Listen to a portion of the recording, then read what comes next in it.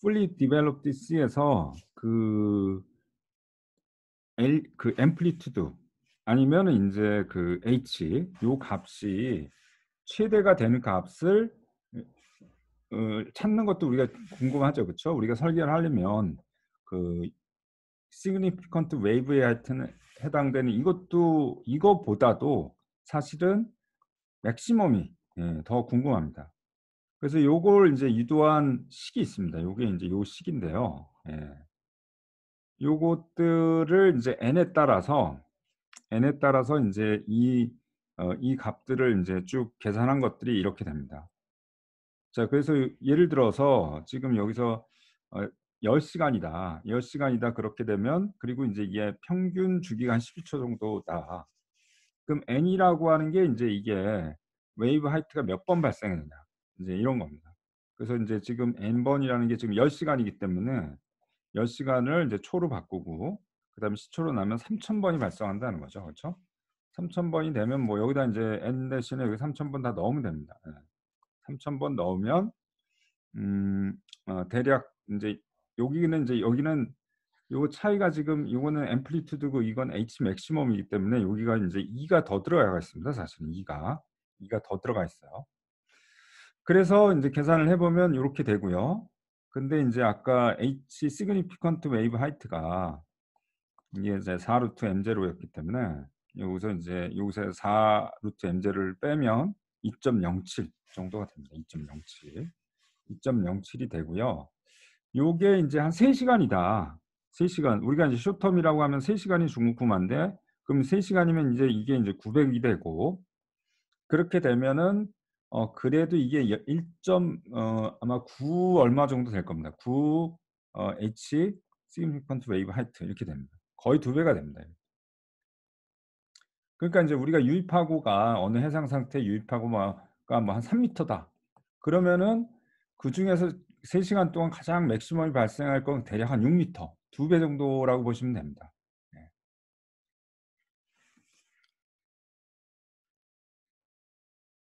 예. 그다음에는 그 그렇게 보시면 되고요. 그다음에 인제 우리가 표준 스펙트럼이라는 게 있죠. 그쵸? 우리가 스펙트럼이라는 건 우리 해양파 시간에 배웠지만 그 랜덤한 인제 그 웨이브 시그널 그러니까 결국 인제 제타 t에 대한 이런 시그널을 이제 오토콜레 펑션을 써서 이걸 처리를 하면 우리가 웨이브 스펙트럼이 나온다라고 했는데 우리가 인제 설계할 때 막 그 스펙트럼 구하는 거 너무 힘들거든요 사실은. 그죠? 그리고 물론 해역마다 그 전 세계 뭐 대서양, 태평양 해역마다 그 스펙트럼이 쪼금씩 다르겠죠 당연히. 다 똑같을 수는 없죠. 그쵸? 그렇지만 인제 그거를 이제 배가 어떤 항로를 대서양의 어떤 항로를 한다 그러면 그 해역마다 인제 물론 스펙트럼이 쪼금씩 다 다를 텐데 그걸 뭐 다 재가면서 설계를 하기는 너무 어렵다라는 겁니다. 네. 그래서 인제 사람들이 표준 스펙트럼을 이제 많이 제안을 해 왔고 그걸 여러 가지 인제 우리가 선박이나 해양 구조물 설계에 이때까지 활용을 해 왔습니다. 그중에서 인제 PM 스펙트럼이라는 게 인제 유명하고요. 그래서 근데 요 PM 스펙트럼이 처음에는 인제 원 파라미터라고 하는데 기본적으로 스펙트럼은 이제 X축이 오메가이기 때문에 이제 오메가에 대한 함수가 되죠. 그렇죠? 오메가에 대한 함수가 됩니다. 근데 인제 여기서 인제 변수 미지수는 결국은 요 오메가의 제로 요거 하나밖에 없거든요. 그래서 요게 이제 모달 앵귤러 프리퀀시라고 해서 인제 여기서 맥시멈이 되는 요 프리퀀시가 인제 오메가의 제로인데요. 요거 하나로 정의가 되다 보니까 이거는 뭐 사실 쪼끔 자유도가 너무 적어서 안 쓰고요. 제일 많이 쓰는 건 이제 모디파이드 피어슨 모스코비치라고 해서 투 파라미터 스펙트럼입니다. 그래서 여기서는 보시면은 HS가 주어지고요. 그다음에 TG 바 요거가 인제 우리가 제로 크로싱 민 제로 크로싱 피리오드가 되죠. 요 두 개의 인제 함수로 우리가 정의가 됩니다. 여기도 또 있죠. 그쵸? 그리고 인제 대부분 상용적으로 쓰는 것들은 다 투 파라미터 스펙트럼이 됩니다. 그다음에 이제 브리시나이더라는 스펙트럼도 많이 쓰이고요. 예. 요것도 마찬가지 투 파라미터인데 여기서 인제 쪼끔 다른 거는 뭐냐면 오메가 제로 요게 인제 모달 프리퀀시라고 하는데 요게 인제 아까도 말했지만 고 스펙트럼이 맥시멈이 되는 고 프리퀀시 그리고 인제 그걸 모달 피리어드라고 인제 정의를 합니다. 그리고 요게 인제 평균주기보다는 좀 큽니다. 예. 평균주기보다는 약 한 1.4배 정도 크다라는 거. 요걸 쪼끔 유의를 해 주시고요. 어 그다음에 인제 존 수압 스펙트럼이라고 이것도 굉장히 많이 씁니다. 이게 존 수압 스펙트럼이 많이 쓰이는 것이 이게 그 노스시에 대해서 존 수압이라는 게 어떤 사람 이름 같지만 이게 조인트 노스 시 웨이브 프로젝트 스펙트럼이라고 해서 인제 노스시는 이게 그 fully developed가 잘 안 되는 데입니다. 거기는 인제 아무래도 섬들이 많고 그러다 보니까 고 리미티드 패치가 그때 이제 바람이 한 방향으로 부는 그 거리였잖아요. 그쵸? 요 거리가 좀 짧다 보니까 요게 충분히 디벨롭이 잘 안 됩니다. 그리고 인제 그 부케의 어떤 거침 고런 특성이 많이 들어가 있어요. 그래서 존수와 스펙트럼 여기 보시겠지만 보시면 인제 일반적인 브리시나이더나 그 모디파이드 PM 거의 인제 비슷합니다. 예. 거의 비슷하고요. 요 인제 존수와 스펙트럼은 이렇게 보면 좀 피크로 이렇게 몰려 있는 특정 프리퀀시에 좀 몰려 있는 이제 고런 것들을 많이 볼 수가 있습니다. 그래서 특히 인제 존수와 스펙트럼이 많이 쓰이는 게 우리가 인제 북해 쪽에 우리가 그 FPSO도 많이 들어가고요. 특히 드릴십도 많이 들어가거든요, 드릴십. 어 그래서 이제 고 FPSO나 드릴십 설계할 때 요 존수와 스펙트럼을 많이 쓰게 됩니다. 그래서 여기서 보시면 여기서 스펙트럼은 이제 여기 쪼끔 이 파라미터가 더 많습니다. HZS가 있고요. T0는 앞에서 정의된 그거고요. 그다음에 인제 여기서 감마하고 A가 있죠. 감마하고 A. 근데 A에 인제 어떤 시그마라는 또 변수가 있는데 요게 인제 에 요 오메가보다 작을 때하고 클 때가 인제 다르게 정의가 되고요.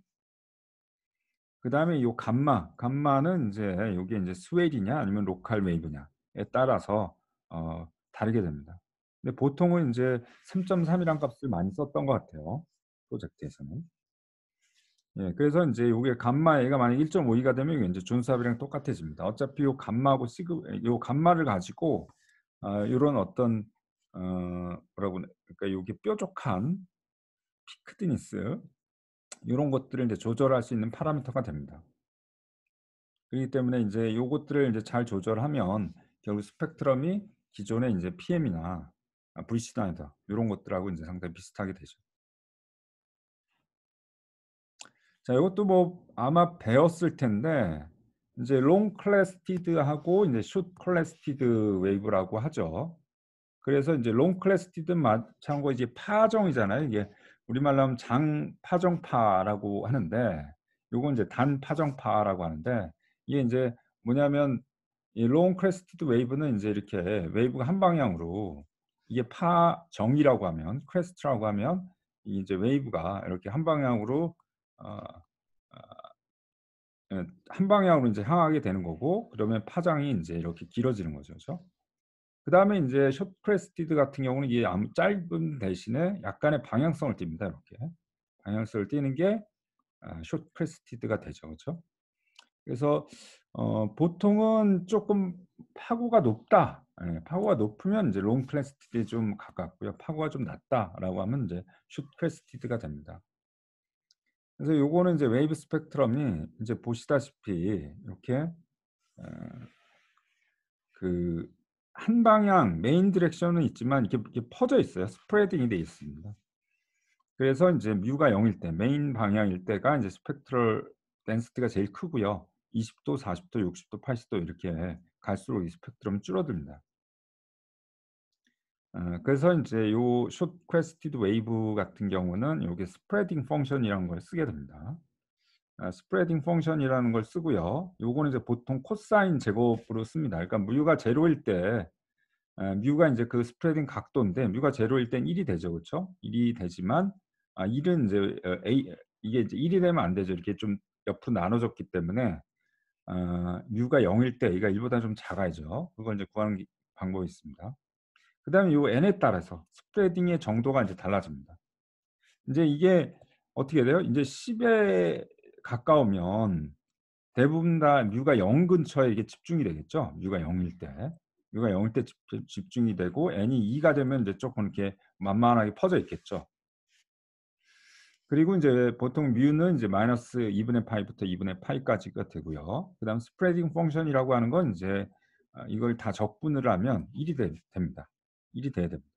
그래서 요 n에 따라서 인제 적분해서 1이 되려면 요 고때마다 a가 좀 다르겠죠. 그래서 n이 2일 때는 파이분의 2, n이 3일 때는 3 파이분의 8 이렇게 인제 계산할 수가 있습니다. 그래서 인제 스펙트럼을 다 적분을 할 때 인제 이게 요 원래 스펙트럼이 인제 오메가하고 오메가의 함수였는데 요게 인제 그 방향 뮤에 대한 성분이 돼서 추가되는 거죠. 그렇지만 인제 요거는 완전히 분리가 되죠. 그쵸? 요게 인제 요렇게 오메가에 대한 파트가 있고 뮤에 대한 파트가 완전히 분리가 되고 그럼 각각 이제 적분을 하게 되죠. 그래서 인제 요 부분이 어차피 1, 1로 정의됐기 때문에 이 스펙트럼에 인제 다 적분한 건 m0가 인제 됩니다.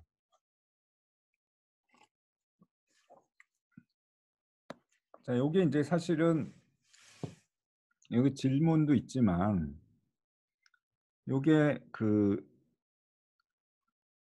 실제로 인제 그 선박 특히 인제 제가 많이 봤던 게 드릴식 같은 거 이런 거 같은 경우는 인제 그 그 계약 단계부터 계약서에 인제 드릴식 같은 경우는 좀 간단합니다. 그러니까 인제 뭐냐면 FPSO 같은 경우는 이게 인제 메타 오션 데이터라고 해서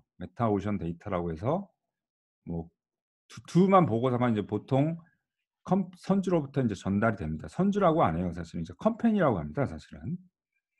왜냐하면은 배는 아니니까. 그러니까 FSO 같은 경우는 인제 우리가 보통 컴퍼니라고 해요.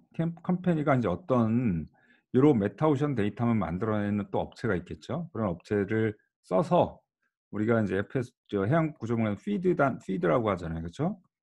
그래서 피드 단계에서 인제 이런 메타오션 데이터 리포트 같은 것이 나옵니다. 두툼하게 나옵니다. 그래서 거기에 인제 뭐 윈드, 웨이브 스캐터 데이터, 스펙트럼 뭐 별의별 데이터가 굉장히 많이 있습니다. 그다음에 뭐 그게 월별로 또 다 나눠져 있고 뭐 계절별로 나눠져 있다라든지 그게 굉장히 상세하게 인제 그 리포트가 있습니다. 그걸 베이스로 해서 인제 FPSO를 설계를 하는 거죠.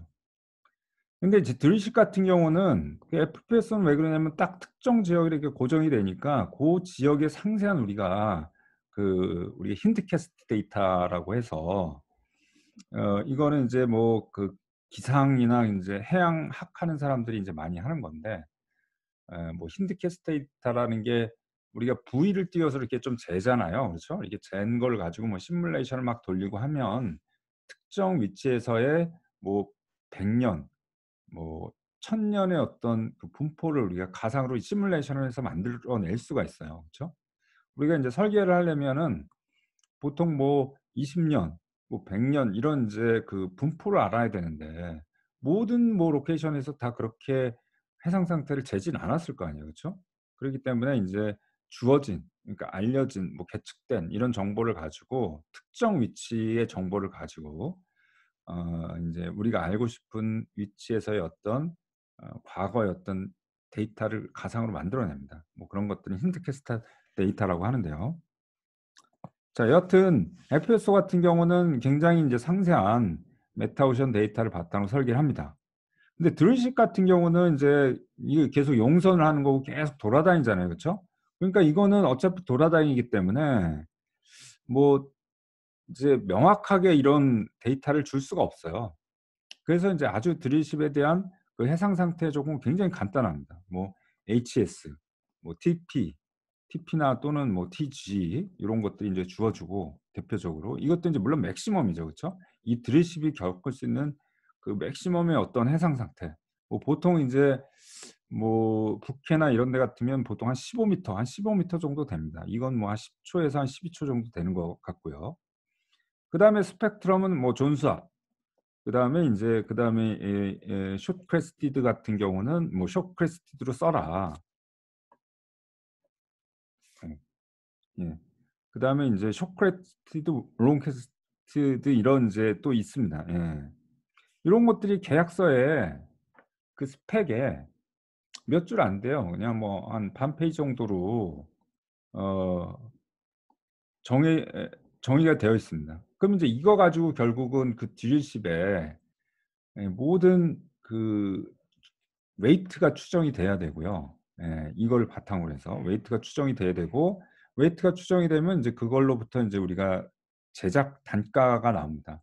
보통 이제 초기에는 정확하게 제작 단가를 알 수가 없잖아요. 그래서 뭐 톤당 얼마, 톤당 뭐 300만 원, 재료비도 뭐 톤당 얼마, 그다음에 이제 제작비도 톤당 얼마, 이렇게 이제 거의 이제 아주 러프한, 그러니까 과거의 어떤 이제 통계치를 바탕으로 해서 러프한 그런 견적 방법이 있어요. 그러니까 아주 이런 초기에 아주 이런 데이터 가지고 전체 웨이트를 추정하는 사실 얼마나 리스크가 큽니까, 그렇죠? 그래서 그 초기에 이제 그 기본 설계랑 영서랑 굉장히 많은 시뮬레이션을 해서 이걸로 갖고 정확한 이제 웨이트를 추정하는 게 이제 정확한 단가를, 이 원가를 이제 우리가 추정할 수 있기 때문에 굉장히 중요하게 됩니다.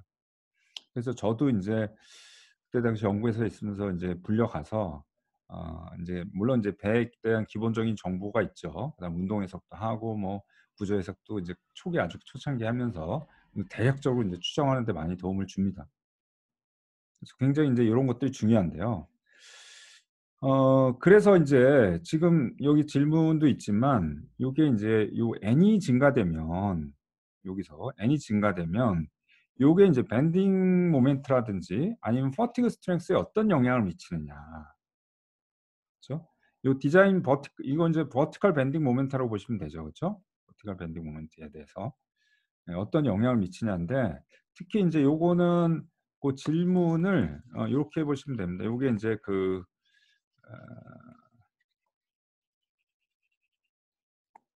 이제 우리가 터렛이 있는 FPSO를 생각하시면 돼요. 그거에 대한 질문으로 봐야 되겠습니다. 조금 질문을 좀 바꿔야 될 것 같은데, 이제 터렛이 있으면 기본적으로 이제 우리가 뭐 웨이브가 이쪽에서 온다 그러면 이제 얘가 이제 자동으로 이렇게 돌죠. 그 배를 강제로 돌리는 건 아니고요. 우리가 이제 풍량계가 이렇게 바람 따라 돌듯이 웨이브가 오면 자동으로 이제 이렇게 FPS로 이렇게 돌게 됩니다. 그래서 돌게 되면서 요때 이제 우리가 그 요 웨이브를 가정을 할 때, 스펙트럼을 가정할 때 이제 롱으로 하느냐 아니면 숏으로 하느냐. 숏으로 하면 그럼 n은 얼마로 하느냐. 이제 이런 것들에 따라서 이게 전체 밴딩 모멘트가 이제 많이 달라집니다, 사실은. 단기 해석을 해 보면 요게 이제 많이 달라져요. 그래서 일단은 한번 뭐 생각을 한번 보시죠. 버티컬 밴딩 모멘트가 그 롱으로 했을 때 커질까요? 아니면 숏으로 할 때 커질까요? 일단 기본적으로.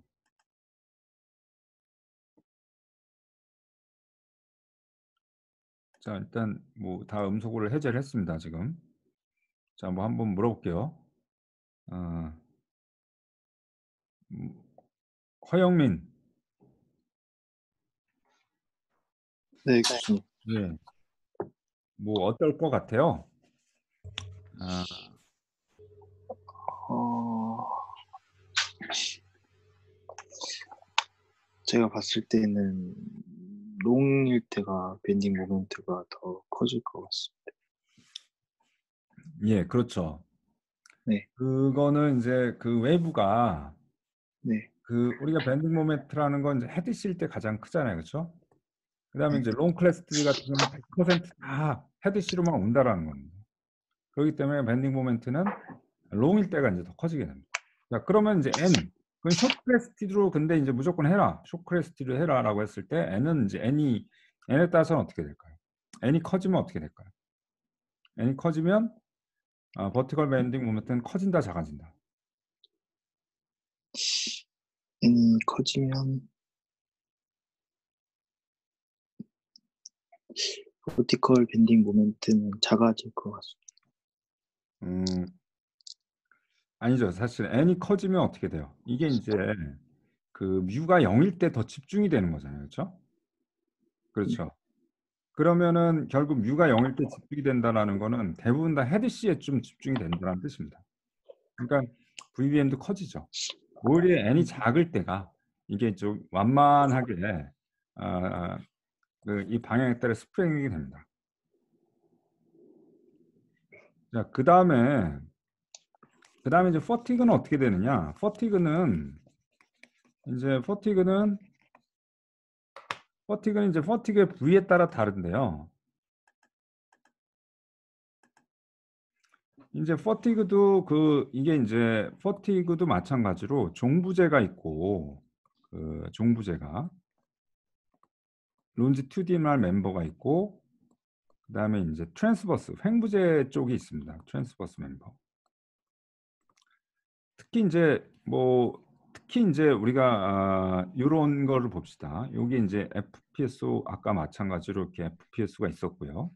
그다음에 인제 옆에서 보면 우리가 FPSO 같은 경우는 인제 톱사이드 스트럭처가 있잖아요. 그쵸? 요 톱사이드 스트럭처 관점에서 보면 먼저 인제 우리가 그 종부재 그러니까 결국은 인제 론지튜디널 스티프너가 만나는 고런 데 예.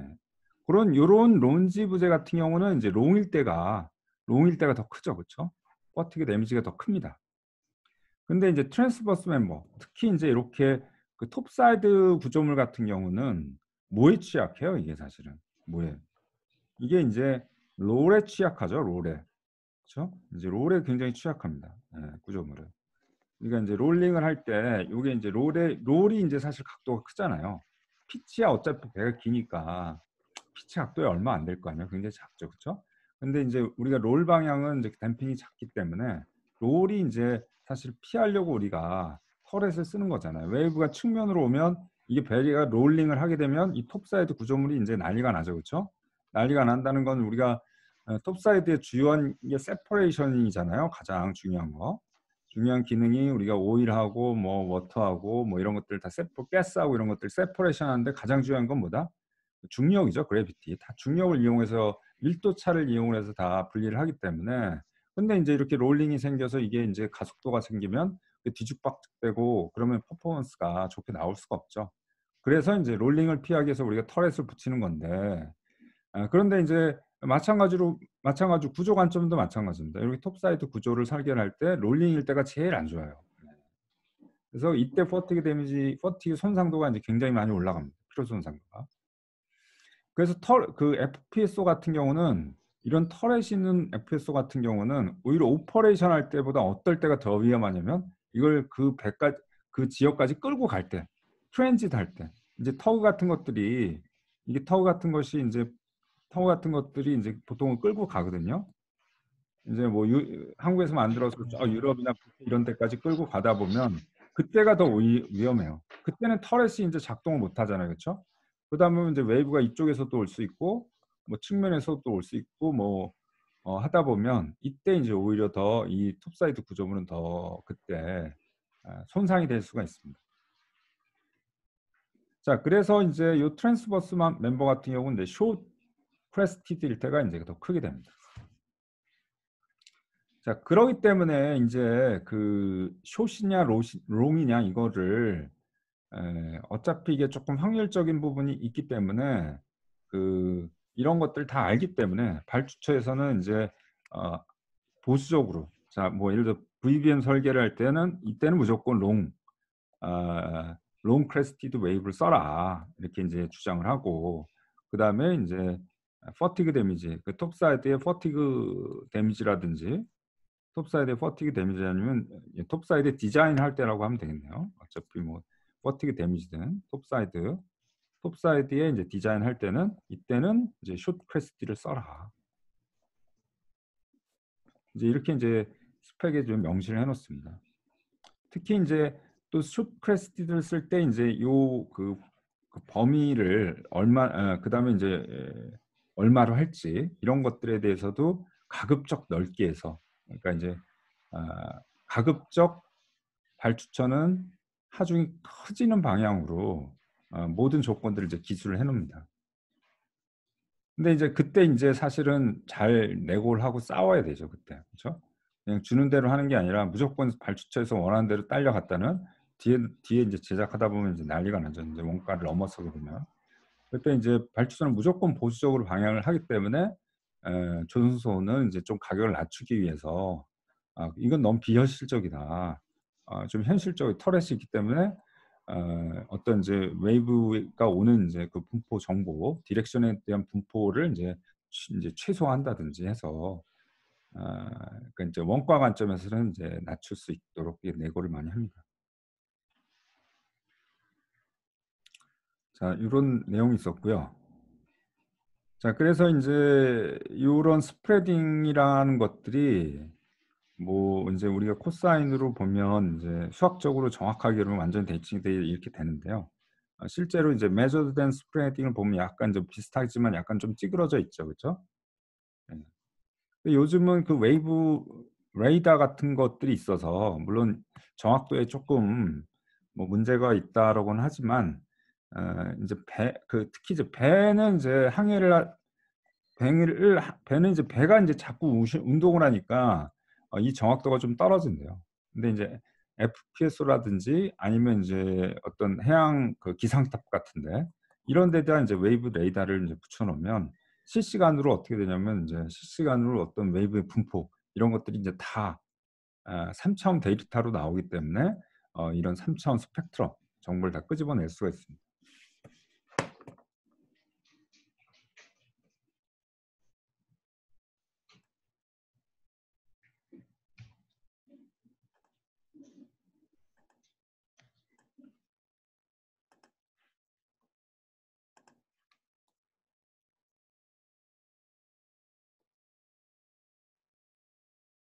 예. 그래서 인제 웨이브 스펙트럼에 대한 뭐 여기 서머라이제이션인데요.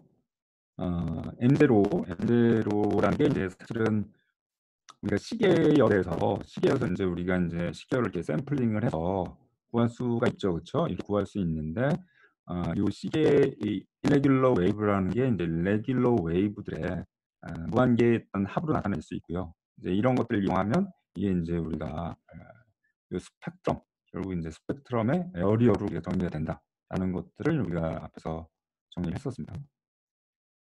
네.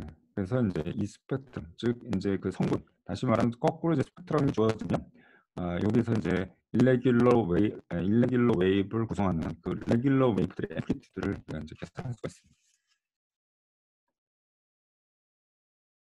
자, 예. 그리고 인제 요 웨이브 스펙트럼은 이제 우리가 오토 콜레이션 펑션 이런 걸 써서 우리가 그럴 수 있다고 인제 폈죠.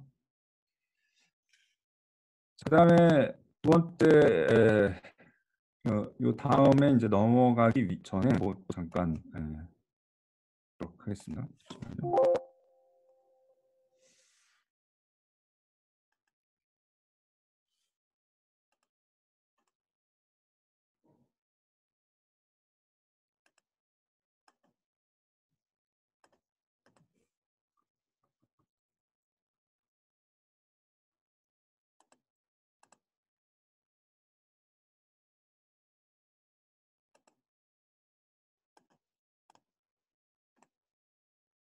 이게 또 이번에 좀 소개한 책은 요 군다의 조건이라는 책인데요.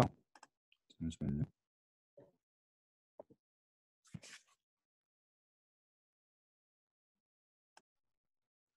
자, 그다음에는 여기서 보시면 익스트림 밸류에 대한 예측에 대한 겁니다. 예. 특히 인제 이것들이 뭐 우리가 인제 뭐 V치 어떤 설계를 할 때는 인제 웨이브가 얼마나 취득되는지 예. 예. 그다음에 인제 어떤 V치의 다음 시간에 배우겠죠. 인제 V치의 어떤 리스판스가 얼마나 최대한 이런 익스트림 밸류는 굉장히 중요합니다. 그것들이 인제 모든 설계를 좌지우지하기 때문에 즉 인제 디자인 로드를 결정하는 데 아주 결정적인 것이기 때문에 요 익스트림 밸류를 정확하게 확률적으로 잘 추정하는 게 굉장히 중요합니다. 그 맥락에서 한번 보겠습니다. 자, 여기서 보시면 먼저 인제 우리가 앰플리튜드가 여러 개가 있잖아요. 그죠? 요 앰플리튜드가 있는데 우리가 지금 이제 여기는 제타, 감마, 티타, 2, 3가 있는데 이 중에서 제일 큰 거 YN이라고 이제 했을 때 요 YN을 결국 결정하는 겁니다. 자, 했을 때 요 앰플리튜드에 대해서는 우리가 확률 밀도 함수가 램프를 따르더라고 그랬죠. 그다음에 인제 이거를 CDF 큐뮬레이티브 댄시티 펑션 이걸 인제 쭉 접근을 해 가면은 F 라지 F 제타 라지 F의 함수가 되죠. 자, 이렇게 됐을 때 요걸로부터 지금 인제 우리가 YN에 대한 분포를 계산하는 게 목적입니다. 자, 여기 보시면 여기서 이제 뭐냐면 YN이라는 게 그러니까 우리가 뭐 예를 들어서 웨이브를 우리가 3 시간을 가져간다. function 가서 특정 위치에 가서 3 시간 계측해요. 그러면은 고때 이제 맥시멈 값이 나오겠죠. 근데 맥시멈이 나오는데 고때 맥시멈이 이제 뭐 약간 옆에서 예측하거나 아니면 다른 사람이 예측하면 또 그 값이 좀 달라겠죠. 그쵸? 그래서 요 맥시멈에 대해서 어떤 분포가 생깁니다. 그 분포가 이제 G라는 값입니다. G라는 분포고 그중에서 이제 우리가 그 맥시멈 중에 그 확률의 값이 뭐냐. 그거를 이제 우리가 또 YPA라고 정의합니다. 그래서 이제 이런 특정 기간의 맥시멈에 대한 또 보, 요걸 우리가 GYN이라고 하고요. 사실 이 GYN에 대해서 결국 우리는 이제 YPM이나 아니면 특정한 요거에서 우리가 특정한 확률을 조금 더 줄여가지고 특정한 값을 나타내고 요 캐릭터리스틱 밸류라고 해서 이제 시간 값을 씁니다. 이런 값들을 구하는 게 이제 목적입니다. 자, 그래서 뭐 이게 그렇게 어렵지 않아요. 약간 수학적으로 좀 복잡하지만 뭐 어려울 건 없습니다. 그래서 이제 GYN에 대한 어떤 댄스 펑션을 우리가 간단하게 구할 수가 있습니다. 지금 이 부분이 조금 깨지긴 했는데 이 GYN이라는 게 먼저 하나, 그러니까 이제 그 아까 앞에서 보면 이 제타가 이제 여러 개가 있잖아요, 그렇죠? 여러 개가 있는데 그 중에 하나가 이제 어떤 피크 값을 YN이라고 최대값을 가는 확률은 fx가 되죠. 특정한 값을 확률. 그다음에 이건 뭐냐면 요거 F 라지 F 이거보다 작은 거죠. 이렇게 F라는 게 사실 면적이 때문에 이쪽 면적이기 때문에 요 라지 F라고 하는 건 YN보다 더 작을 확률입니다. 나머지는 그러니까 n개 중에서 한 개는 이제 피크가 가지고 나머지 n-1은 다 이거보다 작으면 되는 거죠, 그렇죠? 그래서 이제 이게 n-pk가 모두 다 작은 값이 이거 조금 깨졌는데 이거 좀 잘 수정을 해볼게요. 이게 뭐냐면 제타1도 yn보다 작고 그다음에 제타2도 마찬가지로 yn보다 작고 그래서 이제 우리가 i번째가 작다고 했으니까 i-1도 작고 그다음에 i 플러스 1도 작고 그래서 이제 제타 n까지 모두 다 yn보다 작은 확률입니다. 그러니까 이제 이건 라지 fx n-1제곱을 하면 되죠, 그렇죠? 그다음에 이제 이거는 요 i번째가 맥시멈이 피크가 된다라는 거기 때문에 이런 케이스가 이제 n가지가 있죠, 그렇죠? n가지가 있습니다. 이렇게 해서 우리가 정리할 수가 있습니다. 그리고 이제 ypn이라고 하는 것은 여기가 이제 극값이기 때문에 이건 이제 미분값이 이제 0이 됩니다. 그리고 이제 이 값을 우리가 뭐라고 하냐면 most probable extreme value라고 합니다. extreme value라는 게 y라고. 그러니까 이게 이제 뭐냐면 NP가 맞는데 이게 이제 사실은 우리가 실제로 설계할 때 야드에서 설계할 때 다 쓰는 이제 절차입니다. YN이라고 하는 게 이제 익스트림 밸류인데 익스트림 밸류 중에서 확률이 가장 높은 그 값을 저희가 NP라고 이제 얘기를 합니다. 예, 그래서 이제 그러니까 여기서 보면은 어떤 케이스를 들어볼 수가 있냐면 자, 우리가 이제 수조를 봅시다. 수조에서 우리가 그 irregular wave를 만들어낼 수 있잖아요. 그러니까 우리가 수조에서 뭐 여러분 써봤지만 이제 그 irregular wave를 만들 수 있기 때문에 어떤 C스테이트를 줍니다. 거기도 이제 우리가 똑같죠. HS나 TG 값을 주고 이거 모디파이 좀 썼을 거로 모디파이 TM 스펙트럼으로 우리가 irregular wave를 만들어봐. 이렇게 이제 오더를 내릴 수가 있어요. 그러면 이제 수조에서 irregular wave가 만들어집니다. 그래서 이게 3시간 동안 이제 우리가 만든 걸 관측을 해요. 계측을 해요. 계측을 해서 여기서 이제 어떤 엘리베이션 중에 맥시멈이 나오겠죠. 근데 이게 이제 한 만들 때마다 그 맥시멈이 조금씩 다르겠죠, 그렇죠? 그 중에서 그 맥시멈들을 이제 한 모아서 분포를 그려보니까 그 중에 가장 확률이 높으니까 그게 이제 MPV라고 이제 보시면 됩니다. 그렇죠? 그리고 이게 이제 뭐 짐작을 하겠지만 이게 웨이브뿐만 아니라 여기다 배를 띄운다. 그러면 이제 배의 어떤 그 히브 모션이라고 치면 히브 모션을 계측을 했는데 3시간 중에 맥시멈이 나오겠죠. 근데 이제 그게 이제 실험할 때마다 다 달라질 테고 그 맥시멈들이 또 어떤 부분을 띌 테고 그리고 이제 그 중에서 가장 이제 확률이 높은 가장 큰 게 아닙니다. 그러니까 이제 가장 많이 발생하는 그 최대값 그게 이제 바로 MPV가 됩니다. 자, 그래서 이제 우리가 해양파 시간에 이걸 쇼텀 밸류라고도 하는데요. 그걸도 하는 겁니다. 그래서 이제 요거가 정의가 이제 앞에서 이렇게 정의가 되기 때문에 요거를 미분하면은 뭐 이제 뭐 앞에 거 먼저 미분하고 그다음에 또 뒤에 거 미분하고 그래서 이제 이 영역을 찾는 겁니다. 자, 뭐 그래서 보면 이제 요런 부분은 이제 없애버리면 여기가 이제 F 하나가 남고 나머지 이제 이렇게 나오죠. 그다음에 요거 이제 F 라지 F라고 이제 스몰 F를 적당한 거기 때문에 결국 미분하면 이제 다시 스몰 F가 되죠. 즉 CDF를 미분하면 다시 PDF가 되죠. 자, 그다음에 이제 우리가 F라고 하는 게 이게 이제 레일레 분포를 이제 우리가 따른다라고 했기 때문에 앞에서 이제 이렇게 정의를 할 수가 있습니다. 그다음에 이제 라지 F는 이걸 적분한 거기 때문에 이런 형태를 띠고요. 여기서 R은 이제 분산인데 이게 이제 앰플리튜드하고 화이트하고 다르게 정의가 되죠. 자, 그래서 여기다가 이제 다 때려 넣고 이 것들을 여기다가 이제 앞서 여기 있었잖아요, 그렇죠? 여기에 인제 스몰 f, 라지 f를 넣고 뭐 실제로 이거 인제 구해 봅니다 이렇게. 정리합니다. 쭉 넣고 정리하고 그다음에 또 인제 여기를 또 다시 풀어 헤치고 어 그다음에 또 여기도 이제 그다음에 인제 이 지금 똑같은 거 요 부분을 또 똑같은 걸 날리는 거죠 그렇게. 날 이게 날리고 그렇게 되면 인제 정리하면 인제 요렇게 되는데 요렇게 되는데 일단 이 n이 크게 되면 요거는 이제 분산값이고 요거는 인제 이게 최대값이잖아요. 아직은 이게 굉장히 커집니다 이 값이. 굉장히 커지기 때문에 요게 커지면 어떻게 돼요? 여기가 이렇게 되고 커지게 되면 이게 이제 역수니까 거의 1 보다 많이 작아지겠죠. 그래서 요 부분은 이제 작다라고 이제 가정을 할 수가 있습니다. 그래서 다음에 보면 요게 인제 0이 되기 때문에 요거가 이제 0이 되는 거예요. 약간 여기가 5 인데 이거 제가 수정을 해도 지금 반영이 안 돼 있는데요. 버전 요 리비전을 올려 놓을게요. 자 여하튼 인제 요 부분이 0이 되기 때문에 여기서는 인제 여기로부터 우리가 이 y를 우리가 계산을 할 수가 있죠. 그죠? 여기서 이제 뭐 양변을 취하면 y는 이런 식으로 돼요. 우리가 이 P라고 쓴 게 이제 most probable extreme value라고 해서 요렇게 인제 우리가 간단하게 쓸 수가 있습니다. 실제로 이제 여기가 보면은 이게 진짜로 아까 크다라고 가정을 했는데 한번 이제 여기 보시면 n이라는 게 인제 이게 웨이브 n 플러스 몇 번 발생했느냐 이런 건데 우리가 관심 있는 건 뭐 최소한 3 시간의 맥시멈 정도가 되기 때문에 3 시간 같은 경우는 이게 한 1000번 정도가 나타납니다. 이렇게 되면은 m0 분의 yn 요게 인제 계산해 보면 대략 14 정도가 되기 때문에 요 계산을 해 보면 뭐 거의 굉장히 1 보다 인제 작은 아주 작은 값이 나오게 됩니다. 예. 그리고 여기서 인제 밴드위스 파라미터가 들어온 거예요. 이걸 뭐 유도는 하지는 않지만 우리가 또 이런 건 인제 해양 학자들이 인제 많이 유도를 해 놓은 건데요.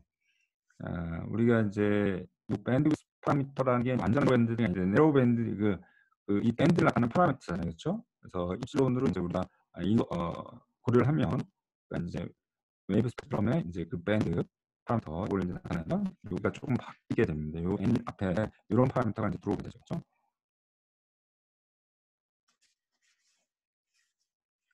자 그렇게 인제 계산을 했는데 그다음은 뭐냐면 자 MPEB라는 값이 그럼 이거를 설계했으면 되느냐.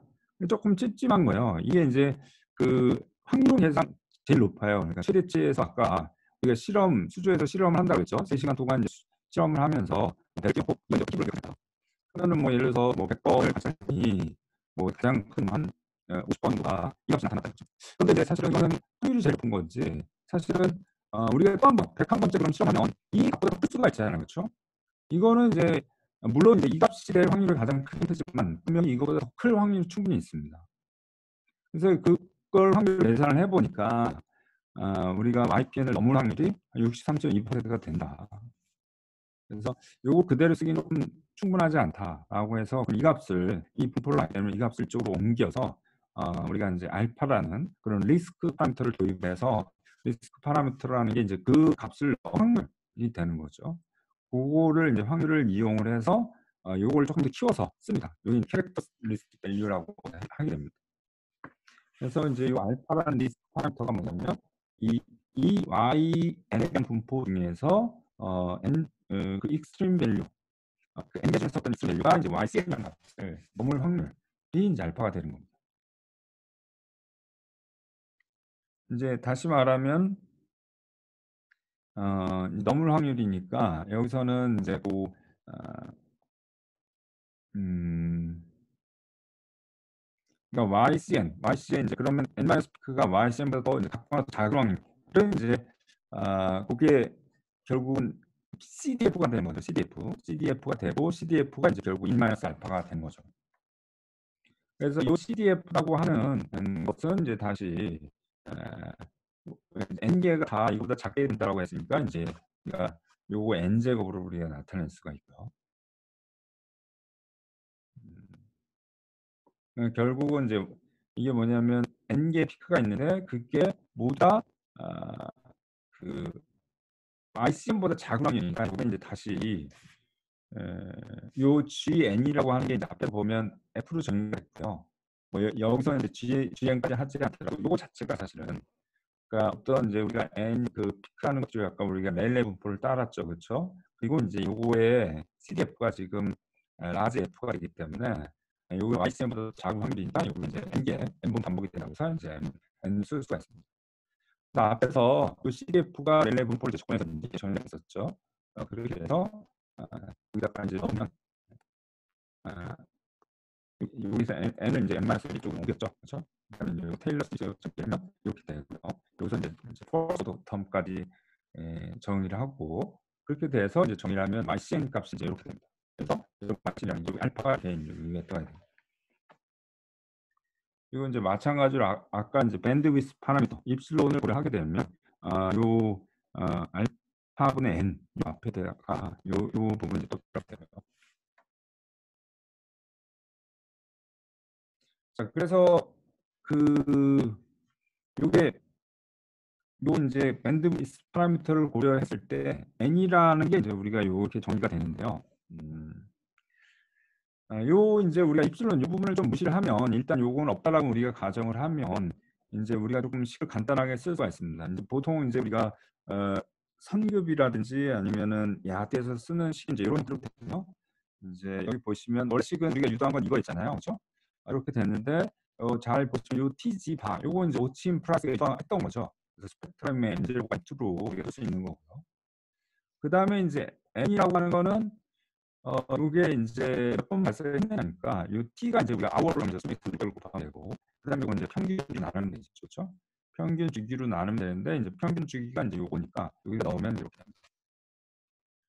예, 그래서 여기다가 n 대신에 인제 요거를 이렇게 넣으면 요런 형태가 나옵니다.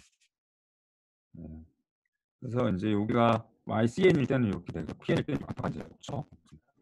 그래서 여러분들 만약 인제 현장에서 일하게 되면 요 식을 많이 벌게 될 텐데 요 식이 인제 이런 과정을 통해서 유도가 됐다고 보시면 됩니다. 그래서 간단한 예제를 보면 요게 인제 대략 평균주기가 10초라고 가정을 했고요. 이 3시간에 대해서 인제 NPV 값은 얼마고 알파가 10%일 땐 얼마가 되느냐 이런 겁니다. 그래서 이 스몰 n 요거 계산해 보면 3시간을 10초로 하면 900번이 되고요. 그래서 NPV 값에 해당하는 YPN 값 요거는 그대로 넣으면은 여기 인제 2.73 루트 n0가 되고요. 그다음에 인제 요거를 앰플리튜드 시그니피컨트 웨이브를 하이프로 나타내면 1.35 정도가 됩니다. 우리가 인제 요게 인제 우리가 YN이 앞에서 보면 이 아까 우리가 H 4분의 요게 이제 4 루트 n0 잖아요. 그러니까 이제 제곱을 하면 여기 2 루트 n0입니다. 나누면 이제 이렇게 됩니다. 그다음에 이제 여기가 리스크 파라미터 10%를 적용을 하면 계산을 해 보면 1.5점. 그렇게 큰 차이는 안 납니다. 사실은. 10% 15% 정도 차이가 나나요? 그 정도가 됩니다. 자, 그래서 일단 여기까지 했고요. 혹시 궁금한 거 질문?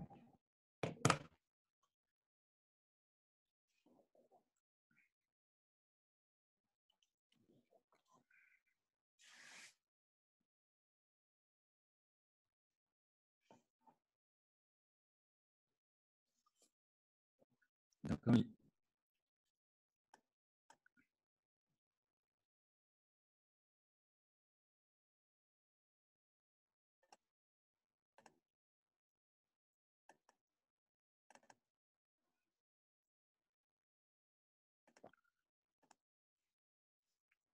그다음에 인제 디자인 웨이브 숏텀과 롱텀 해석을 바탕으로 해서 디자인 웨이브를 계산하는 그런 방법론에 대해서 쭉 배우겠습니다. 이게 인제 행파 시간에 숏텀과 롱텀 해석까지 있는 걸 알고 있어요. 물론 이제 안 배운 학생들도 우리가 쫓아갈 수 있는데요. 조금 전에 우리가 인제 YPN과 한 게 사실 숏텀 해석입니다. 그리고 이제 롱텀 해석은 아직 안 했는데요. 행파에서는 사실은 웨이브 그 자체에 대해서 숏텀과 롱텀 해석이라서 사실 그거는 이제 큰 의미는 없습니다.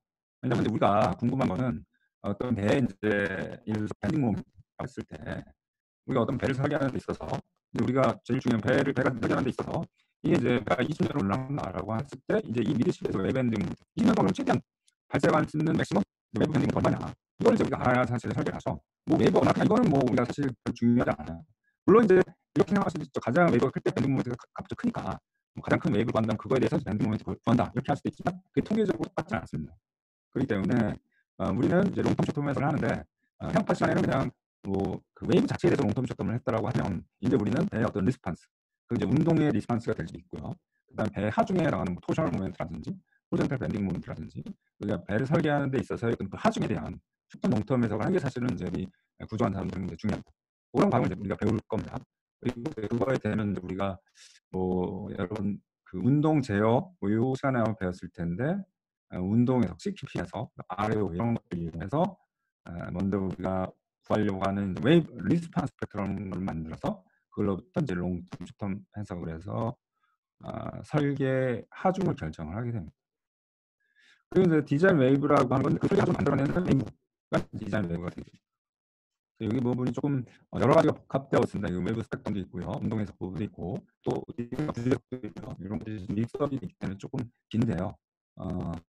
가장 중요한 우리가 배를 설계하는 데 있어서 중요한 절차라고 보시면 됩니다. 뭐 그리고 이 절차가 고스란히 실제 성분이나 야리 설계할 때 쓰는 그 절차입니다. 사실은 그거를 어떻게 보면 제가 연구소에 있으면서 이 절차들이 뭐 대략은 아는데 그게 깔끔하게 정립된 어떤 책이나 뭐 가이드가 있어서 찔끔찔끔 조금씩 흩어져 있지 이것들 전체를 쭉 관통해서 기술했던 그런 서적이 없었습니다. 그래서 저도 이게 뭐 학교 다니면서 이런 것들을 배운 기회가 없어서 처음에 사실 되게 조금 전체적으로 이해하고 파악하는 게 조금 어려웠던 점이 있었던 것 같아요. 그런 경험을 바탕으로 해서 사실 이 학교 와서 책을 이제 쭉 그런 것들을 좀 정리를 해서 쓰긴 썼습니다. 물론 이제 워낙 그 범위가 또 넓고 CQP에서 그런 부분들은 또 어떤 능력 밖에 있는 부분이어서 그런 부분들은 뭐 최소한으로 쓸 수밖에 없었지만 여하튼 좀 이 구조하는 사람 좀 알아야 될 부분들을 최소한으로 알아야 될 부분들을 좀 정리를 해서 썼다라고 보시면 됩니다. 그래서 계속 조선업 여러분들 하실 거니까 이런 절차에서 굉장히 많이 도움이 됩니다. 자, 일단 이게 이제 디자인 웨이브 베이스 다이렉트 어널리시스라고요. 이제 뒤에 다시 나오겠지만 다이렉트 어널리시스는 사실은 프리 어널리시스입니다. 이제 우리가 디자인 로드라는 거를 우리가 하중이라는 걸 사실은 그걸 가지고 좀 설계를 하죠, 그렇죠? 근데 이제 배 같은 경우는 이런 설계 하중을 구한다고 치더라도 이거를 정확하게 배우기 굉장히 어려워요. 네. 그러니까 이제 배의 어떤 디자인 웨이브 딱 이걸 배에다 직접 가해서 그 모델을 만들어서 직접 하기 굉장히 어렵거든요. 그렇게 하면은 힘을 항상 그렇죠. 어디에 힘을 가한다 그러면 힘을 직접적으로 받는 데는 응력 집중이 되게 되고 그것들은 어떤 수치상에서 가상적으로 나타나는 거지 실제적으로 나타나는 높은 스트레스가 아니거든요. 그래서 이제 사람들이 생각하는 게 뭐냐면 이 디자인 로드를 유발하는 웨이브를 만들어서 이제 배가 어떤 그 웨이브 상태에 있는 거 그대로 그 순간을 딱 재현을 하는 겁니다. 그렇게 되면 여기서 나오는 모든 스트레스, 여기서 나오는 이제 배 전체에 이제 나타나는 그 스트레스 분포가 실제로 똑같이 만들어내요. 그래서 이런 것들이 굉장히 좀 혁신적인 아이디어가 됩니다. 예. 그래서 이제 이 부분이 있는데요. 시간이 다 됐네요. 그래서 오늘은 여기까지 하고 다음 시간에 또 이어서 하도록 하겠습니다. 혹시 또 질문 있거나 궁금한 거 있으면 말씀해 주시죠.